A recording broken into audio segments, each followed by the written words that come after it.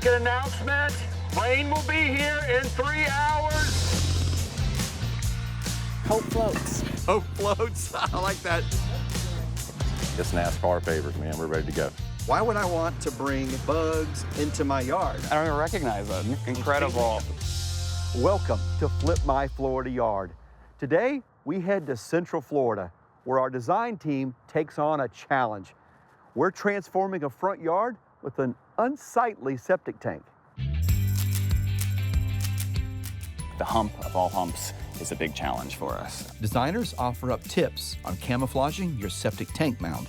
But you can't do anything with it, so you may as well camouflage. Yeah. We'll learn about beneficial bugs. Only 1% of the insects are bad and considered pests in your landscape. And if the yard flip wasn't enough, we transform their driveway. It is a lot of work. All this on Flip My Florida Yard.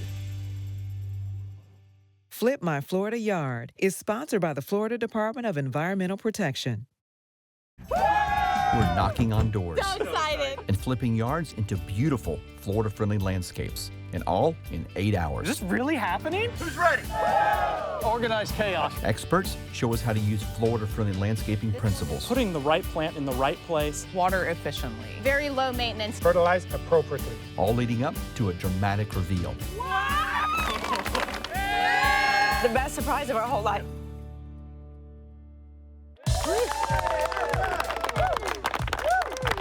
We're here in Oviedo, Florida. It's time to flip a yard. You guys ready? Yeah! All right. Follow me. All right, let's go meet the Lindsley family. My favorite part right here. Hey, guys. Hello. You're home. That's great. Yeah. We're off to a good start. Come on out here. Thank you. Today's the day. We're Michael and Boyd. We're the Lindsley family. Our front yard is depressing. It just is kind of an abyss, as you can see. Right in the middle of the abyss, this really unattractive septic tank. Environmentalism means a great deal to me. So what we want to ensure is that we have a Florida-friendly landscape so that we can reduce our impact on our waterways and on our community. So before we get started, I want to introduce you to a few people that are gonna potentially change your life. This is your flip crew. We've got a lot planned today, a lot to do and a little time to do it. Follow me, guys, let's go. No driving by, no peeking, all right? All right, bye-bye, guys, have a good time. All right, let the flip begin. Okay, guys, the Lindsley family just left. You know what that means? We have 8 hours to flip this Florida yard. Who's ready? Yeah! All right, Rex, are you ready? Oh, you betcha, baby! You might be too ready, but I love it, I love it. Okay, ready and go, go, go, go, go, go, go, go, go. Here we go. Today's flip is a big one, and the crew immediately gets to work, removing large portions of grass that will border the septic drain field. The biggest thing is about how we use our precious resource of water. For this environmentally diverse flip, we turn to local landscape design team, Rex and Bobby Zimmerman from Exotic Design. Rex and I have been married for years and years. He's a type A, I'm a type B. So he's very artistic, he's so enthusiastic. A section of fountain grass going in here, a section of kuntes. These are all natives that are going to be brought into this area that are going to be really low maintenance for them. I'm the fisherman. I kind of reel him back in and just put him in check. But we work well together because of his enthusiasm, his love for what he does.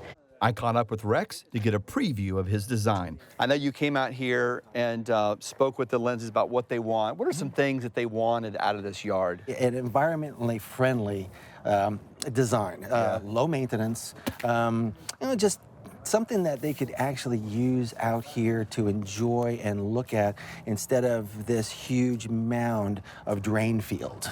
And so that was the fun part, to be able to be creative and say, okay, how can we work this in?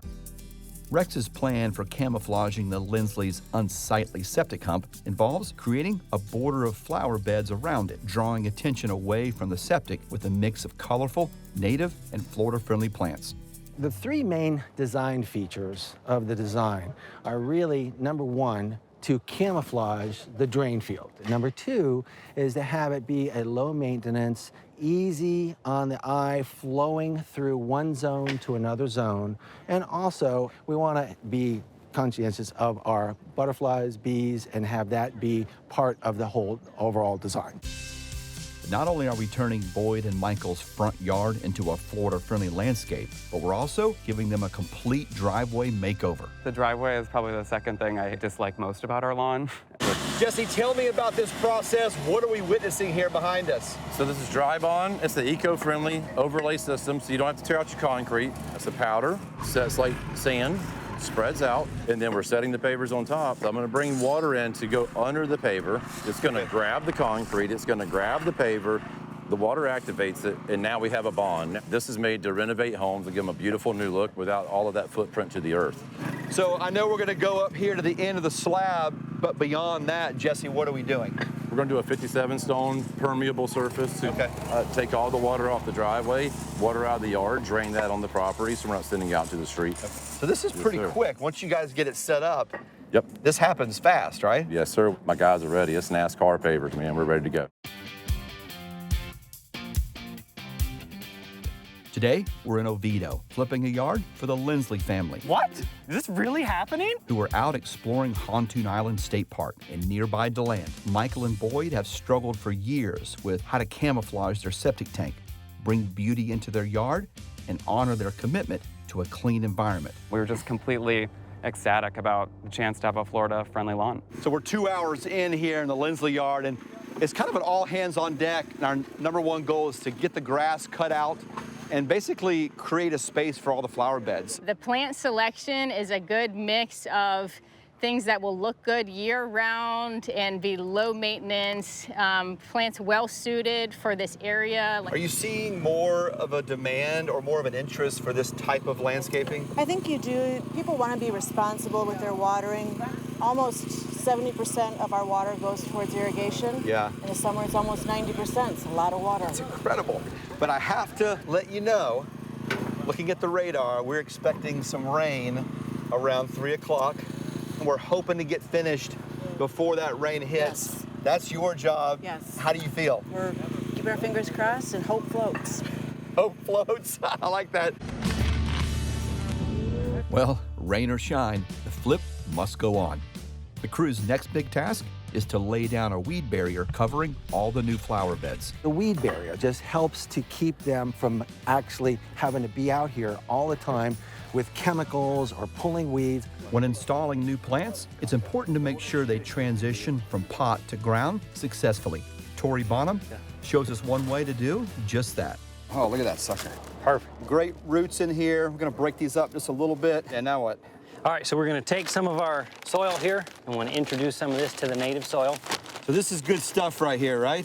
Certified organic. Certified organic. Oh yeah, smells certified. Have our plant set in there, bring some of the native soil. Native soil. So we have the jungle growth at the bottom. We put that plant in there. We got some native soil around the edges. Now we're gonna do? We're gonna finish it off with a topping of the jungle growth again. Okay. We'll come around the edges here a little here. What is this doing to this plant right now? So what you're doing is taking this plant and giving it optimal chance to survive. You know, with our humid subtropical climate, Florida is the ideal setting for all kinds of insects and pests to thrive, especially in our yards. Bugs are so important to the entire world. I mean, we couldn't live without insects. We asked Professor Norman Lepla how to best manage pests in our yard. Healthy yards have lots of bugs, insects. The yard can tolerate a certain level of those things. In fact, some of them blend in. They're natural. Pest management has changed a lot. First thing used to be, what do I spray? And we've moved people into the mindset of what's the problem and what are the options for dealing with that problem. The way they go about looking for an insect or some other organism usually is under the leaves, because organisms like to be protected. So you'll find them in hidden places. Once you find an insect that you think is perhaps damaging in your environment, you can have it identified very easily. You can go to your extension office, you can go online nowadays and look for photographs. But the important thing is that you identify the cause of the problem and identify exactly what insect is involved, because misidentification is very common. But most of the problems we see the plant heals itself, or the insect is attacked by a beneficial natural enemy. When you have a pest problem that you can't control mechanically, that is, maybe remove the insects or remove the damaged plant material, and you need to spray something, you use the least toxic or least risk, we call, pesticides. And then you just treat the problem. You don't just dump these things all over the yard or the house, but you look for the problem and you treat that specific area. Insects are so important, and almost all of them are beneficial or neutral in terms of our lives. So the main thing to do is to just not think of insects as a bunch of pests. Let's get back to the flip. We're in Oviedo, transforming Boyd and Michael's front yard into a landscape that's more in tune with Florida's environment. For us, having a Florida-friendly landscape means that we are doing our part to preserve the Florida that we know and love for the next generation. Plenty of plants are going into the Lindsley's front yard. Plants not only bring green, they also bring bugs. The goal is to create a more ecological landscape where we can have the good bugs that control the bad bugs and ultimately use less pesticides to help protect the environment. Orange County Extension Agent Tia Silvasi explains the benefits of managing yard pests responsibly. What does that exactly mean to manage pests responsibly? The first step is identify the pest, and that's where I can help. If you have a question what a pest is, you can send a photo to your local extension agent and identify what it is, because it might be a good bug or it could be a bad bug. What we're gonna get is just a lot of beneficial insects by planting a lot of biodiversity in your landscape, like flowering plants that attract the good bugs that will control the bad bugs. What is this?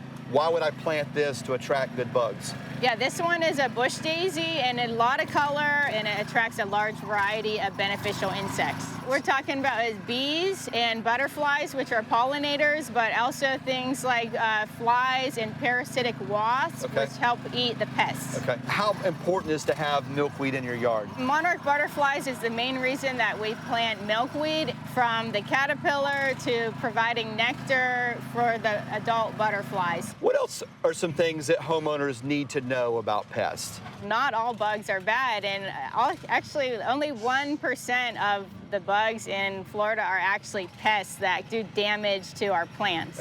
We want to minimize the amount of chemicals. We want to use the least toxic pest control products first, and only after we identify that there is a problem. Tia, a lot of people are going to be watching this thinking like, are you crazy? Like, why would I want to bring bugs, bees, into my yard? And it's just a different approach. Instead of like kill everything, we want to promote life, and then the good life will usually take care of the bad pests for the most part. Okay. Whew. Starting to come together. While we're here toiling in the front yard, Michael and Boyd are out at Hontoon Island State Park. I hope they're having a good time.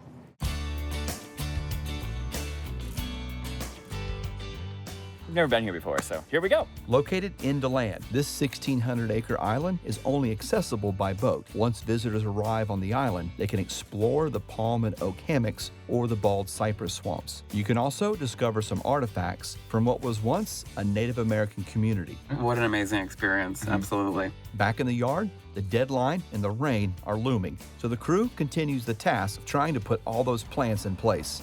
The flower beds deliberately border the septic, and for any Florida resident who owns one, there are very specific rules for planting around your septic. We don't want to plant anything on top of the septic tank. It's good to leave that in the sod or turf grass. Something else to keep in mind too, realize that the septic crew is going to have to come in here and maintain this, going to have to pump it out. So we did leave space on the side for them to be able to bring their hose and be able to access the tank. So as you're thinking about landscaping around your drain field, think of maintenance, access for be able to maintain that septic tank. What you can do is you can landscape around the borders using some clumping grasses, and the roots from the grasses will help to hold that soil in place so that there's no erosion, and it can stabilize the soil around the septic area.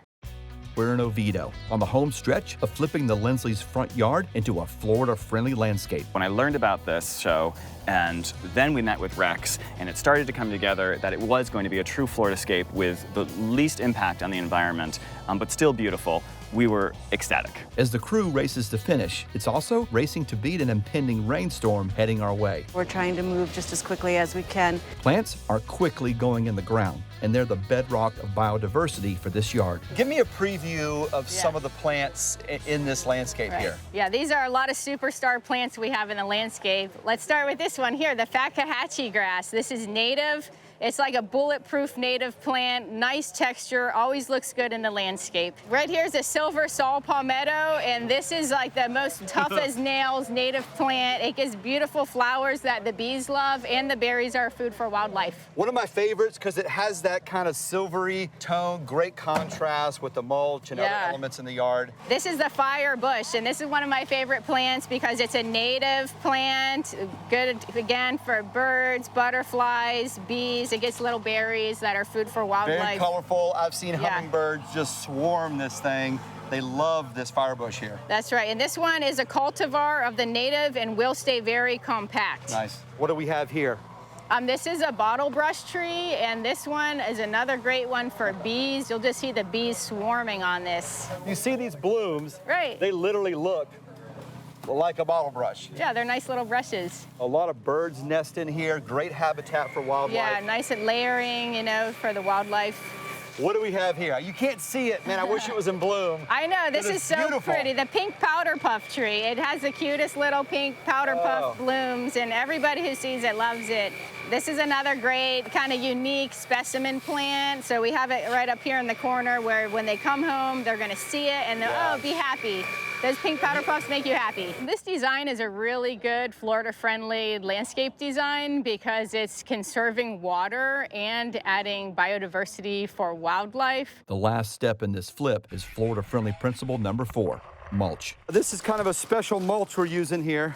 Tori, tell us about this. This is Flora Mulch, our play-safe blend. It is 100% Melaleuca wood. The Melaleuca tree is an Australian tree that they introduced to the Everglades.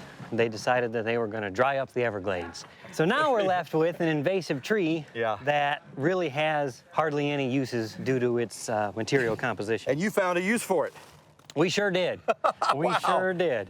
And what's good about using actual wood like this provides a whole lot of organic material to the soil, also just creating a nice mulch. Exactly right. The fibrous material of the wood is what gives it that real soft texture. I mean, almost peat moss-like. Mulch is not only good, but Flora Mulch is top-notch. Real excited about you guys having this product and making it available. We got to spread some mulch, my friend. You ready? Let's wrap it up. Let's do it, man. With the last of the mulch going down, the crew's hard work has finally paid off. And even though the radar showed an impending storm all day, the rain has actually gone around us. Oh, I love how it looks.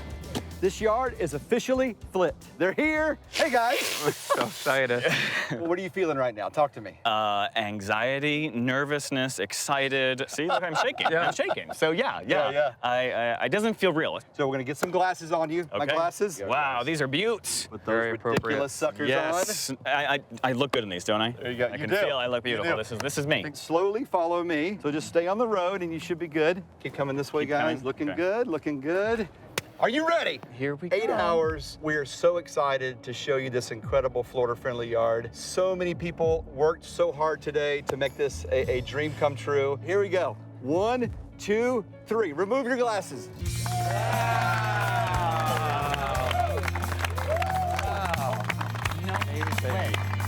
No way.